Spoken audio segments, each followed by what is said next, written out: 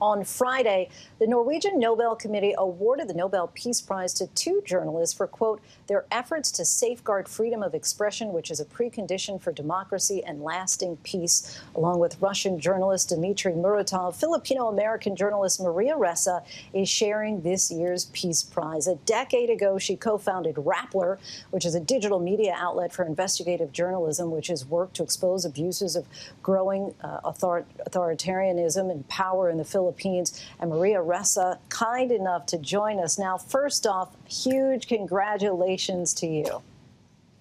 Thank you so much, Linsey, and for having me. Thanks for having me. Yeah, thank you for talking with us tonight. So you got the call from the Nobel Committee on Friday that you were sharing this honor. Your immediate reaction, we're told, was that you were speechless. Just take us back to that moment and what was going through your mind and subsequently in the days since.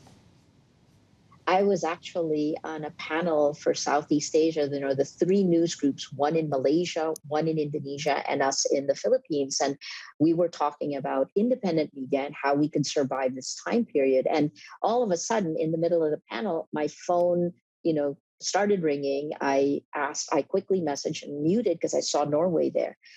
And I thought that maybe they were calling to tell me that, to tell me who the winner was, that I didn't win. And then as I listened to the voice, I just I thought it was ironic that I kept using speech to say I was speechless. I just kept repeating it. And then after that, I went back on with the other journalists who were watching. I had to stay quiet about it for like 10 to 15 more minutes. And then when the news broke, the anchor announced it, and it was like a journalist's celebration, which is really who this belongs to, right? The last time a journalist won a Nobel Peace Prize was 85 years ago. And over time now, I kept thinking, this is really why now? And it's because of everything we are facing. The last journalist who won this languished in a Nazi concentration camp.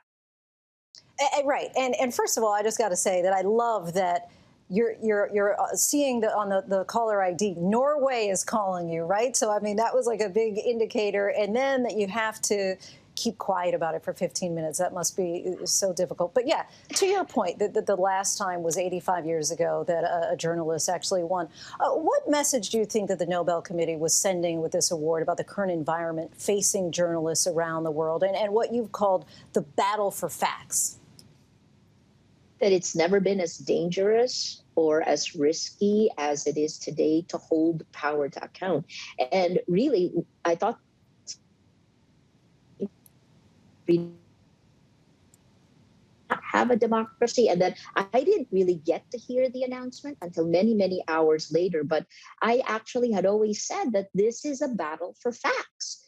If you look at the algorithms of the distribution platform for news, American social media companies, they prioritize the spread of lies laced with anger and hate over facts. So we're facing an uphill battle. I think that the biggest game changer is technology, and by shining the light on journalists now, we've lost the gatekeeping powers to tech. But the hard part is that tech has taken the revenues, but they've abdicated responsibility for protecting the public sphere. So I hope what this means for journalists around the world is that we gain greater protection to be able to continue reporting the facts and holding power to account. And you worked for decades at CNN. You've been honored in the past as a Time Person of the Year for your work. But you and your organization, Rappler, have faced arrest warrants and repeated harassment for your coverage of the regime of Philippines President Rodrigo Duterte. Could the detention of this Nobel Award make your work potentially more difficult, or does the spotlight actually help you? What I learned from the Time Person of the Year, when I heard on Twitter that I was one of the persons of the year, and that was when my stomach plunged, and I thought that it would mean worse things for me and Rappler. That was in 2018. But we've been living through this since 2016, right? Government attacks both on social media bottom up and then top down from the president himself. And this time around, with this giant spotlight of the Nobel, I'm absolutely certain that, like the previous awards, this is unprecedented for us and will put a shield. Right. So we've continued doing our investigative reporting, and this just gave a great shot of adrenaline to not just to Rappler journalists, but to Filipino journalists as we prepare for our May 2022 presidential elections. And President Duterte's office congratulated you today, calling your win, quote, a victory for a Filipina. What's your response to that, given the scrutiny and ongoing legal battles that you face from his regime? Well, let's say the presidential spokesman, when he said the congratulations, in the next breath repeated a lie that the government has perpetuated, which is that the cyber libel case filed against me is the individual, is an individual. You know, what they always neglect to mention is that it is the Department of Justice, it is government prosecutors that are taking the criminal cases forward. In any other time, these cases should have been dismissed outright. So having said that, look, thank you. And it is just such a strange time, but I try not to listen to everything and just to stay the course, to hold the line, to keep doing our jobs. We appreciate you staying the course. We saw the whistleblower from Facebook testify on Capitol Hill here in the U.S. last week about the influence of that platform allegedly spreading disinformation, something that Facebook has disputed. But talk to us about the outsized role of social media sites like Facebook in the Philippines and how you believe that it distorts the political dialogue. It's not believe. We have the facts, right? Part of we're frenemies. Rappler is frenemies with Facebook. We were alpha partners with Facebook in the Philippines. And I think part of the reason that we were able to warn our public in 2016. In 2016, I wrote a piece. It was part of a 3-part series that talked about how Facebook algorithms impact democracy. We could see it coming. We gave the data to Facebook. We continued to gather data. What our data has shown us is that when you put facts at the same level, when these algorithms treat facts the same as lies and actually prioritizes the spread of lies, what you do is you break and shatter the shared reality that is necessary for democracy. So what Frances Haugen said is not allegedly. The disinformation networks have taken over the information ecosystem on Facebook in the Philippines. And what we've seen is that it isn't just local, it's connected globally, right? In 2018, we showed the link to Russian disinformation networks, to the IRA, and to the alt-right in Canada. And just in September 2020, Facebook did the 4th takedown, where they took information operations from China, which was at that point creating fake accounts and using AI-generated photos for the US presidential elections. But here in the Philippines, where it was most successful, it was already campaigning for the daughter of President Duterte for president. Our elections are in May. It was also burnishing the image of the Marcoses, and it was attacking me and Rappler from China. So, you know, there's nothing alleged about it, and the data is there. And what's the challenge, would you say, for independent journalists combating that misinformation, given the wide reach of social media? That we have to stop thinking about this, and to also stop taking what the platforms say, to stop thinking about it like it's content. This is algorithmic distribution and algorithmic amplification, which, because it is machine, is impossible to deal with, right? So I've talked to so many news heads who, you know, worry about trust.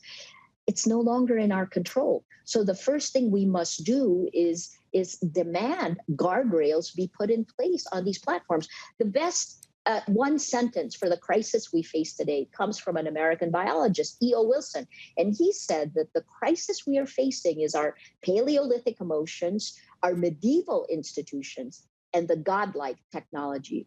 So as we move to our presidential elections in May, I have no illusion that we will have the same kind of support from the social media platforms that the US elections had. So I am actually renewing calls, please, for enlightened self-interest, turn up quality news. We need the facts in order to maintain, in order to continue democracy.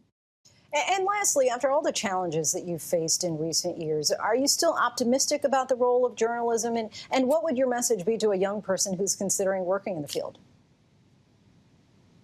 this is the best time to be a journalist.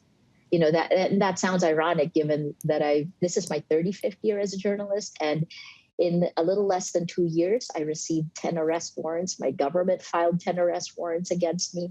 I'm 60% of almost 500,000 attacks on social media aimed to tear down my credibility. But here's the upside. You know, it's kind of like the rest of the world. Journalism is, our information ecosystem is in creative destruction. It is, the old is being destroyed. Look at you, your newscast, the first streaming newscast, right? As the old world is being destroyed, the new world is being created. So this is an amazing time. I just wish that it wasn't demanding so much from journalists. And I think that's what the Nobel Committee saw. You know, so we sacrifice to get through this time period. The other effort is to try to help independent media survive. It's part of the reason I agreed to be the co-chair of the International Fund for Public Interest Media, along with the former CEO of the New York Times, Mark Thompson. We aim to raise from ODA funds $1 billion a year to help independent media survive. You're going to need both guardrails on tech and then help for media because the advertising model has crumbled. Maria Ressa, just such a pleasure to talk to you, co-winner of the 2021 Nobel Peace Prize. Thank you so much for coming on the show tonight. Thanks for having me, Linsey. Hi, everyone. George Stephanopoulos here. Thanks for checking out the ABC News YouTube channel. If you'd like to get more videos, show highlights, and watch live event coverage, click on the right over here to subscribe to our channel. And don't forget to download the ABC News app for breaking news alerts. Thanks for watching.